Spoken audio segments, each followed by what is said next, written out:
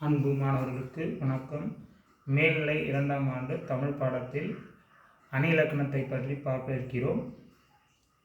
பொதுத் தேர்வில் கண்டிப்பாக கேட்கப்படுகின்ற கேள்வி அணி இலக்கணம்.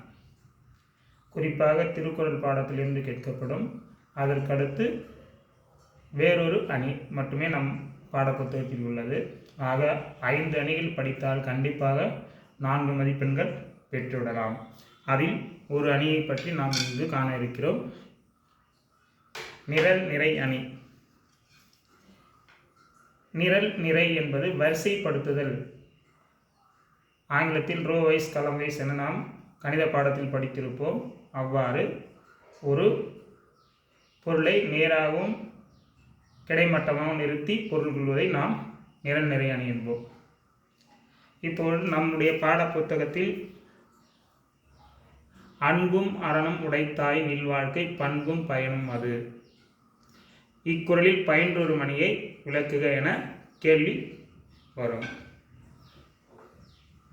அதற்கு முதலில் நாம் அதில் வருகின்ற அணியினுடைய பெயரை முதலில் எழுத வேண்டும். அதற்கு ஒரு மதிப்பெண் அளிப்பார்கள். இக்குறளில் பயின்று வரும் அணி நிரல் அணி. இதை மட்டும் முதலில் எழுதிவிட்டால் ஒரு மதிப்பெண்கள். அதற்கடுத்தது அணி இலக்கணத்தை எழுத வேண்டும். சொல்லையும் பொருளையும் வரிசையாக நிறுத்தி அவ்வரிசைப்படியே இணைத்து பொருள் கொள்வது நிரல் நிறை அணி எனப்படும். சொல்லையும் பொருளையும்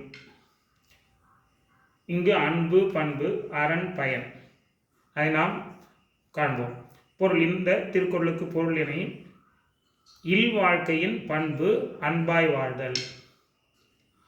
அந்த குடும்ப வாழ்க்கையினுடைய பயன் அறம் செய்து வாழ்தல். அறம் என்றால் தர்மம்.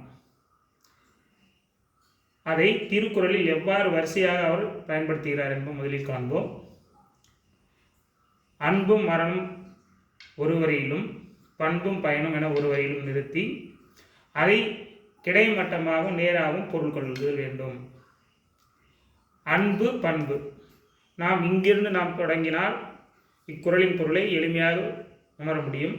இல்வாழ்க்கை உடைய பண்பு எது எனில், அதாவது ஒரு பொருளுடைய பண்பை பார்ப்போம், அந்த பொருளுடைய பயனை நாம் அறிவோம். அதே போல இல்வாழ்க்கையினுடைய பண்பு என்ன, குணம் என்றால் என்ன, அன்பாய் இருத்தல். இல்வாழ்க்கையினுடைய பயன் எது எனில் அரணாக வாழ்தல். இவ்வாறு சொல்லையும் பொருளின் நேர் நேராக அன்பும் மரணம் பண்பும் பயனும் இதற்கு நேர் நேராக பொருள் கொள்வதால் இது நிரல் நிறை அணி ஆயிற்று. அன்பும் அறனும் பண்பும் பயனும் என்ற சொற்களை நிரல் வரிசையாக நிறுத்தி அன்பு பண்பு பயன் அரண் என நிறை வரிசையில் நிறுத்தி பொருள் கொள்வதால் இக்குறள் நிரல் நிறை அணி ஆயிற்று. எளிமையாக இவ்வாறு எழுதினாலே 4 மதிப்பெண்கள் அளிப்பார்கள். ஆகையால் அந்த திருக்குறளுடைய பொருளையும் இலக்கணத்தையும் உணர்ந்து கொண்டால் சுலபமாக இதை எழுதலாம். மீண்டும் அன்பு மரணம் ஒப்பிட்டு கொள்ளுங்கள். பண்பும் பயனும் இது இல்வாழ்க்கையினுடைய பண்பு பயன் என விளக்கி கூறுவதால் இது நிரல் நிறை அணி ஆயிற்று என்பதை கொள்ளுங்கள். வாழ்க. வணக்கம். நன்றி.